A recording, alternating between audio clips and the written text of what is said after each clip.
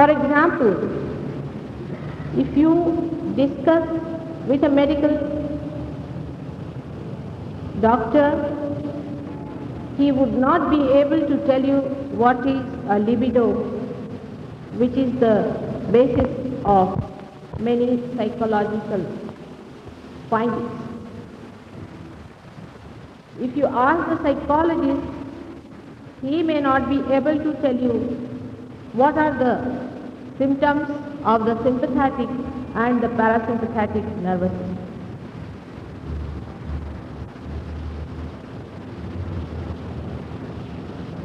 Then yogashastri are regarded as something out of place.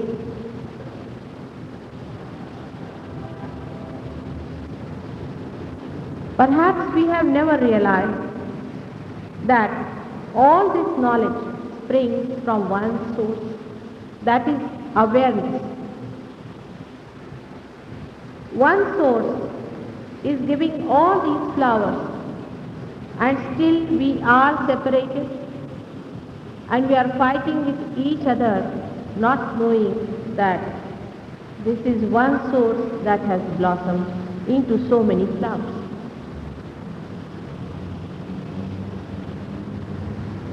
This disintegration leads us to confusion, and Kaliyuga is, this modern age is known for its confusion. The religion, the dharma and the adharma, both are confused. Right and wrong is a confused subject. Divine and satanic are confused. Keeping all these in view, we have to be very open-minded like a scientist and find out how this divine is working within us.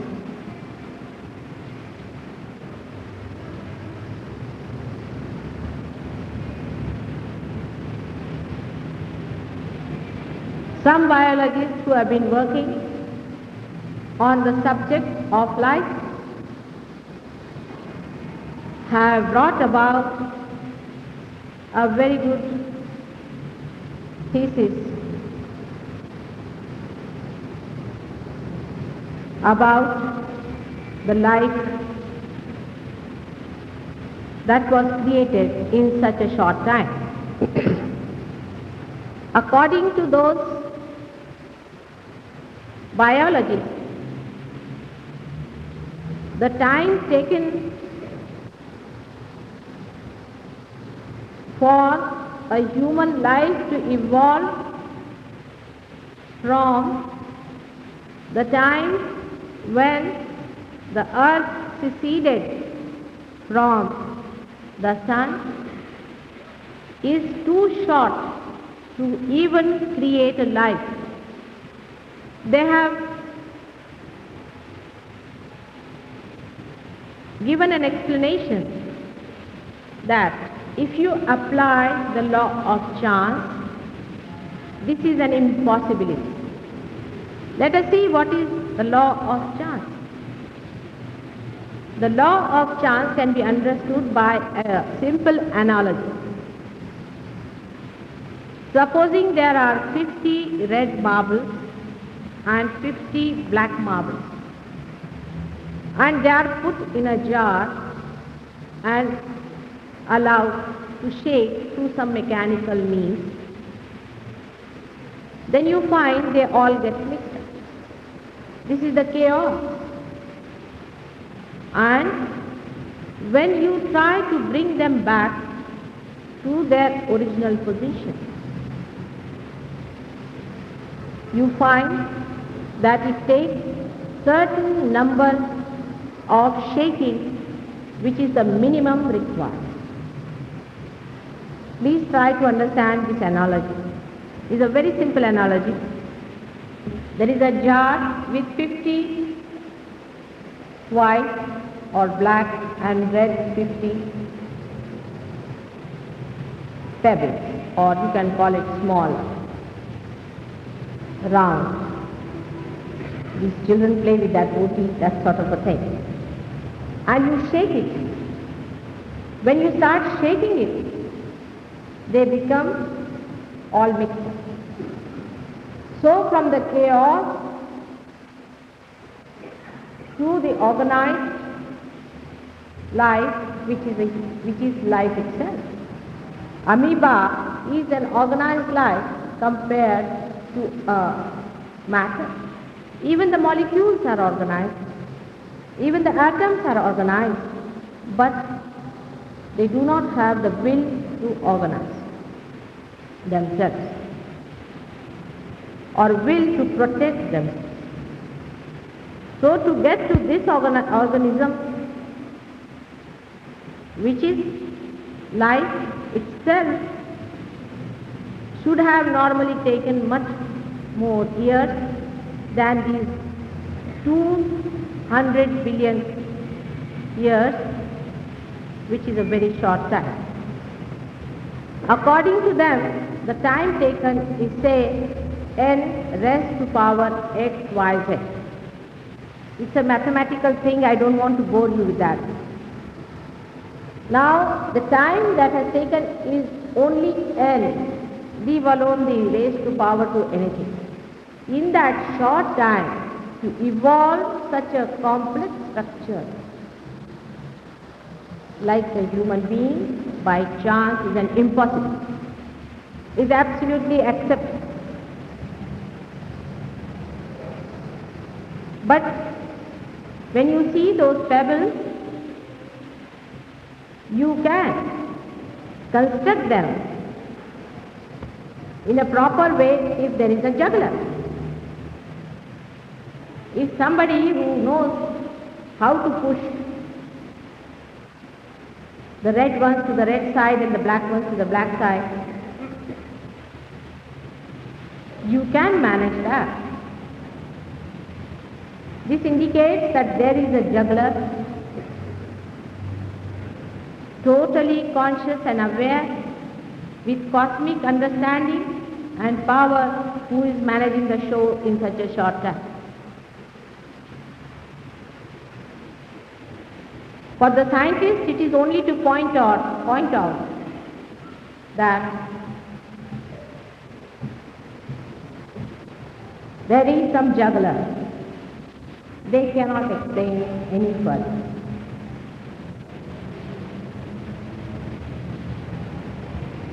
Now let us see what the psychologists have to say on this subject. The psychologists believe and have accepted in toto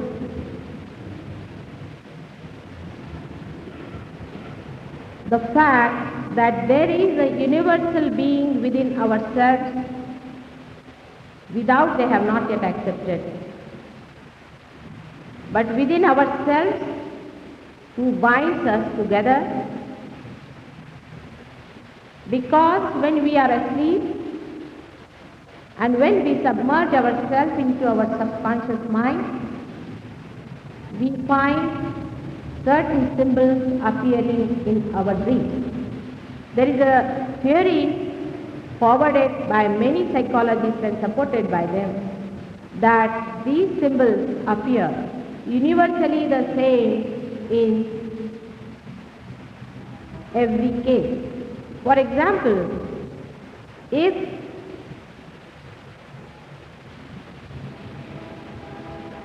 this universal unconscious wants to suggest that you are going to be murdered or there is a danger to you through some violence or instrument of violence, you see a triangular elongated symbol. Whether you are an Indian, whether you are an American, whether you are a Japanese or a Russian makes no difference to the symbol. That means there is a being which is universally working these symbols.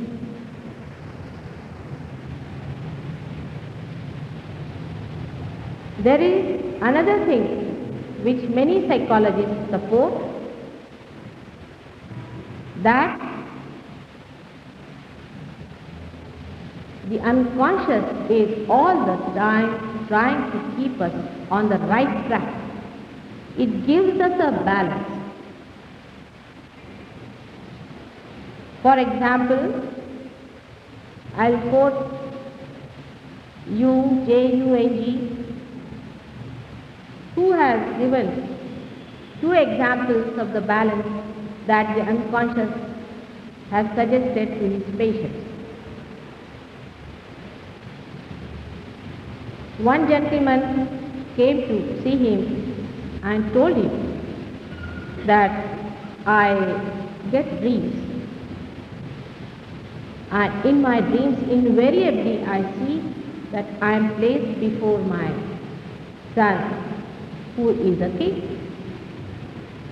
Sometimes I find that I have lost my way, sometimes I can't catch a train, sometimes I do all kinds of frantic things in my dreams, and ultimately I find I am landed before my son, who is sitting on a throne like a king.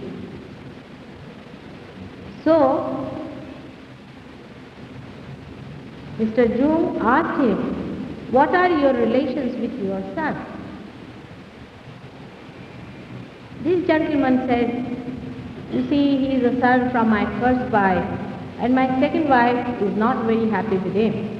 So I keep him out, but still I should say I have done no justice to him as a father. Mr. Jung said, the unconscious is teaching you that you respect him because he is a king. One day, such a man will repent in his heart for treating his own son like that, who depends on his father for all the love and protection. Another case is that of a girl who came to him and told him that I dream that my mother is a witch, and it is so common that now I am fed up of that dream, and I don't want to accept such a horrible thing about my mother. So he asked her, how are you placed with your mother? Are you happy with her? She said, I being the only child, born after a long time, I am very much pampered by her. And she allows me to do whatever I like. She doesn't say anything to me. She says, I just want you to be happy and do whatever you please. I have nothing to say about it. Sometimes I am even confused. She gives me no guidance, and she takes no responsibility of guiding me. Neither she discusses any one of her experiences to me. In the result, I have become a spoiled person. I have become a very fussy person, and I have become intolerably hot-tempered. So the deduction was that the unconscious is giving you the suggestion that, my child, be careful, you will become a witch. If you listen to this witch, now by saying there is a universal being, there is a universal consciousness, awareness that is working in us, you are just giving a name to something. It doesn't explain. It's like saying that there is a juggler who is doing the job, or like saying that there is a universal being who is looking after you and guiding you and giving you the balance. They call it as the intuition drive and all the names. Now let us see the medical sciences, what they have to say. When you go to a medical man and ask him a simple question, that please let me know What is making my heart pulsate? What is controlling my digestion? What is looking after my respiration? He will just say there is a system known as autonomous nervous system which is responsible for this regulation. This is another name given to the same universal divine. This is not to decry them at all, nor to in any way belittle their efforts of finding. On the contrary, whatever they have found out, they have reached a place where now they have to see that there is something that is to be still bridged, that is still to be understood. There are two autonomous nervous systems in our body. One is a parasympathetic and another is a sympathetic nervous system. Now the sympathetic nervous system is again divided into right and left side, and the parasympathetic nervous system is in the center. The person who is a right-hander has his left side sympathetic working, while the left-hander has his left side sympathetic working. Now one remains absolutely quiet. Now both these sympathetic and parasympathetic nervous systems are responsible, one for activity, another for inactivity. One constricts, another relaxes. One puts you to tension, another one makes you absolutely restful. Sympathetic nervous system has placed a very great difficult problem for the doctors now. With the overactivity of the sympathetic nervous system, you get the disease known as cancer. When there is any irritation in the body, and when some sort of a protection is needed, that part starts getting more active and the cells start multiplying.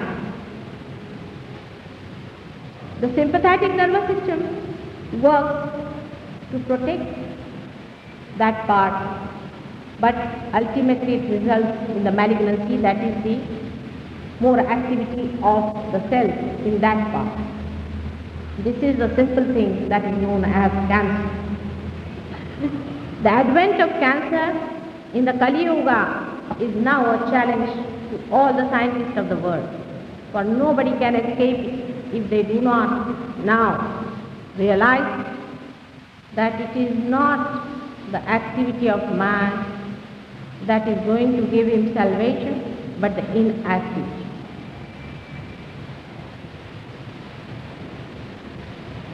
But for parasympathetic, they would immediately say that it is not humanly possible to control the parasympathetic. For example, you can, by working harder or running more, you can make your heart pulsate more, but you cannot relax your heart. That's not in your hands. They say there is some other force that is working which looks after the relaxation side of the heart. The yogashastras, which for so many years have been describing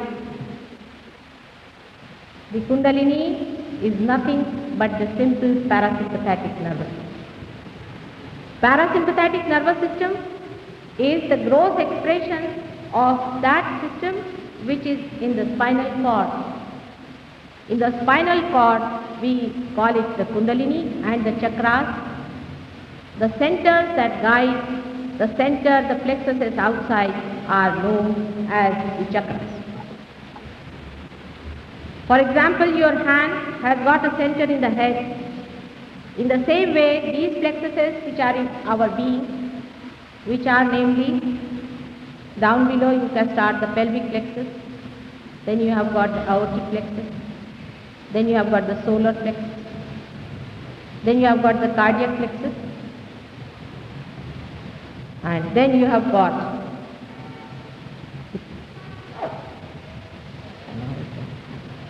I've forgotten the English name for that, but it's what we call the Swadhisthana chakra here, and then we have got here the Agya Chakra we call it. But this one, though we call it as Agya Chakra in the yogashastri, in the medical sciences there is no name as Agya Chakra. But they accept that there can be a third eye. Now this is something very hypothetical as far as the medical sciences are concerned.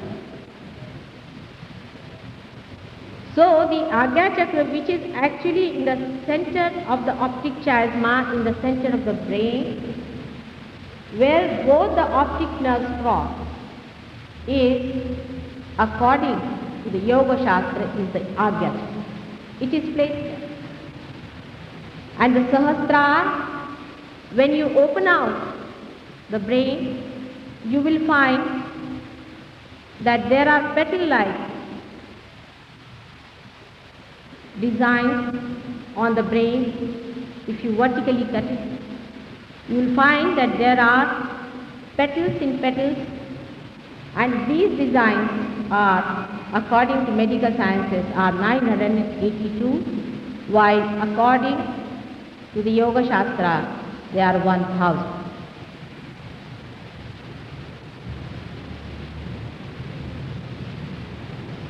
Now my own knowledge is not scientific. I am very sorry to say that. Mine is a subjective knowledge. Scientific knowledge is objective. I have seen all these chakras within myself. And you also can see all of them if you can get realization according to my Sahaja Yoga. And if you go deeper into your being, you can see all of them. Because self-realization means you should know yourself and the power that is guiding. The last Sahasrara is the 1000 petals. I have seen as flames, thousands of flames clustered together. In the Bible, there is a beautiful sentence, I will appear before you like the tongues of flames.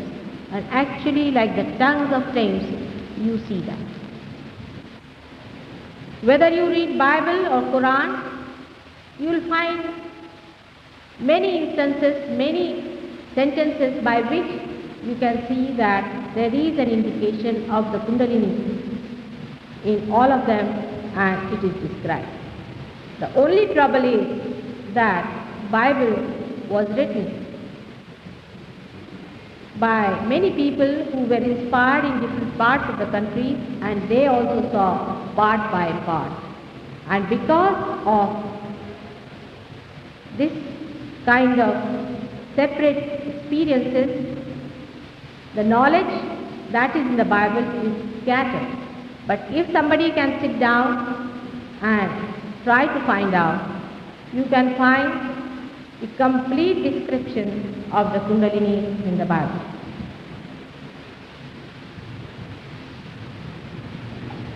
So scientifically, when you talk about it, it is still object. Now scientifically, I can prove that this loudspeaker is working in such and such way that it is carrying the sound waves to you. But when I have to deal with life, you have to come to the divine law. Just think that man, despite all his scientific findings, has not been able to create life. We cannot create one plant out of a seed.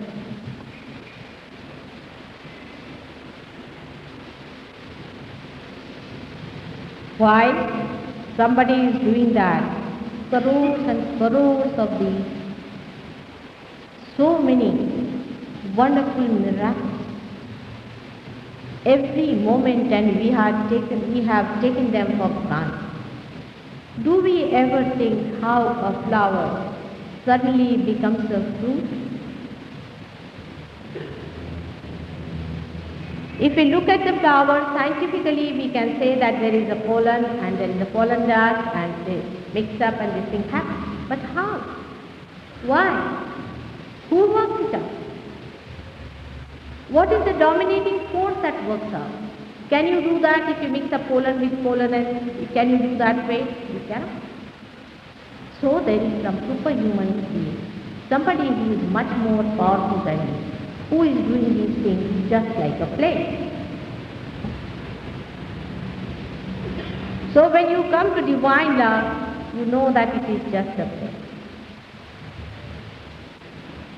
Tomorrow I will be explaining to you how my Sahaja Yoga works through divine love and how it is effortless.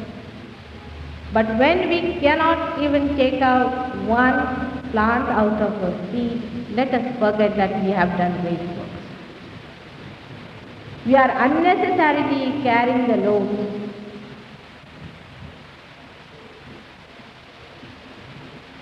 of doing something that is absolutely dead. If we have some dead stones, we create a beautiful building like this and we think we have done a great job. Science can deal with the dead, but not with the living. When they come to living, sciences like biology, medical science, and psychology, you know what happens. It stops at a point. With physics, you can go on explaining things, but with life, it's not possible. Even with physics, you cannot explain beyond a point. They will say there is a gravity which is attracting this earth. But who has brought this gravity? From where it has come? If there was no gravity, would not have been here? If this ocean, Atlantic Ocean or Pacific Ocean, was slightly deeper than what it is, there would have been no life.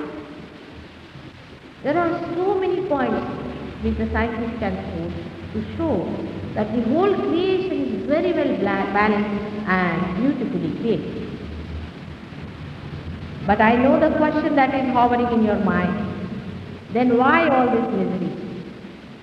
Only the science can eradicate the misery. It can, of course, partially. That is physical. Very partial. But I have seen many physically fit people. They are very miserable. Some of the pahlawans, you see, they come to me and tell me, Mataji, give us some peace of mind. We want some joy within ourselves.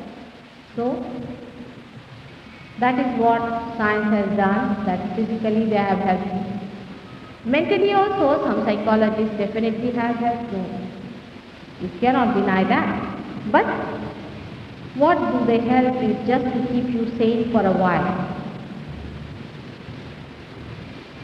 It's not only sanity, it is much more than that.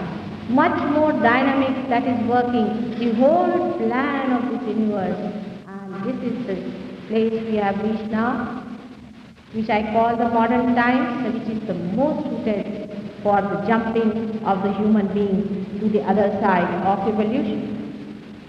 This is the blossom time for us. Of course, when there is blossom time, you find also the serpents hovering down.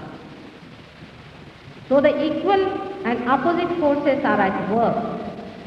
And scientists are the first who will help to build up the positivity. In this respect of that, I am very sure. Because in America, when I talk to the doctors and neurologists, some of them visited this place and they are going to organize a conference of the doctors. I was amazed the way they opened their minds to my speech. Of course, in America, there is a funny law that you cannot cure anyone. If you cure, you will put behind the bars if you are not a doctor. But I do not do any cure. I just ask people to put their hands towards me. Scientifically, they cannot prove that I have done any cure, except that when they see the blood counts and when they see the X-ray, they know that the cancer is cured. But otherwise they cannot catch me. Still I didn't want to have that risk because I didn't have much foreign exchange. But I feel that knowledge will come one day, maybe from America, reflected back to me. If the medical people and the psychologists, I have some people who are my disciples and my children who have been very much benefited, who are doctors as well as psychiatrists. If they could come with an open heart, for I am a mother, I am not here to in any way betray them or to insult them, but to give them the whole entire knowledge that they have been received. With all my love and benediction, if they could gather up that much courage and don't worry about their practice, it will never be hampered. For who creates the wealth? Who creates the beauty? Who creates everything that is around is the one you seek Him. Then you understand that these things that are so important to you scientifically, with the science of economics, certain things are very important. Your priorities change suddenly. Because after all, in all these searches, the humankind is wandering, working, laboring just to find joy. All this is to have joy and peace in life. And when you get that, all other artificial things that are supposed to be making you happy just drop off.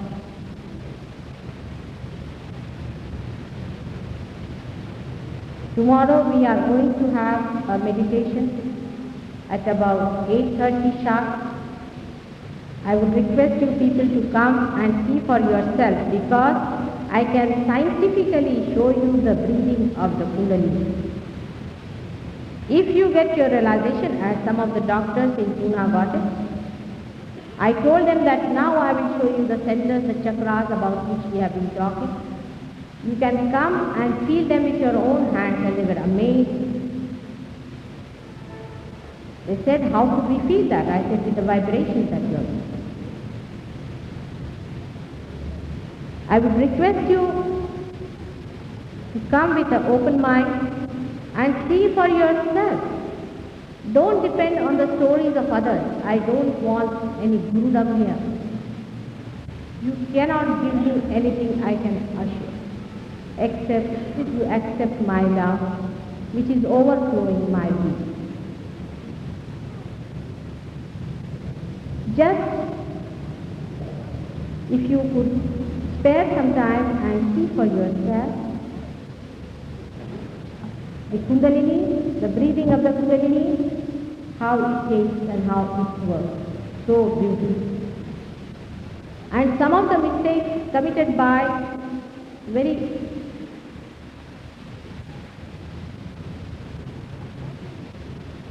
unwise psychologists like Freud has also been committed by some of the yogashastri people.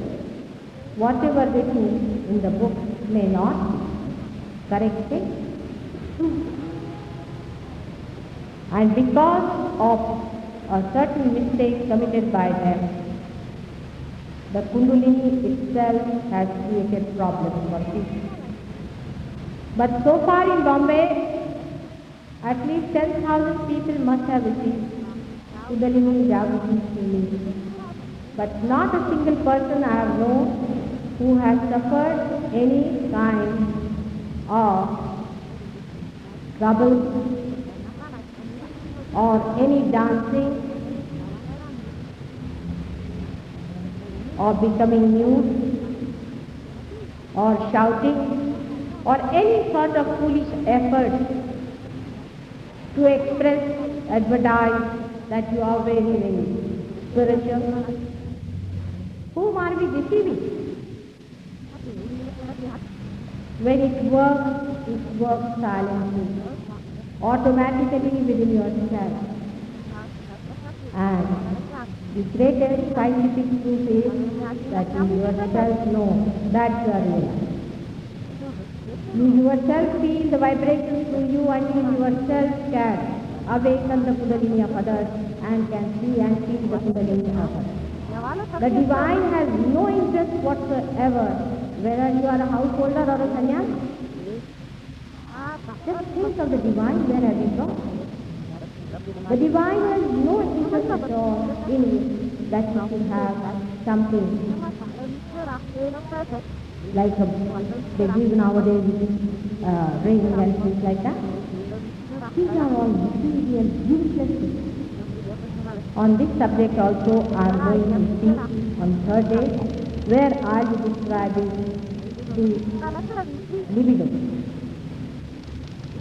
Tomorrow I will be dealing with the libido, which will be describing the parasympathetic, and third day the libido, which is on the right hand side of the sympathetic nervous. After that,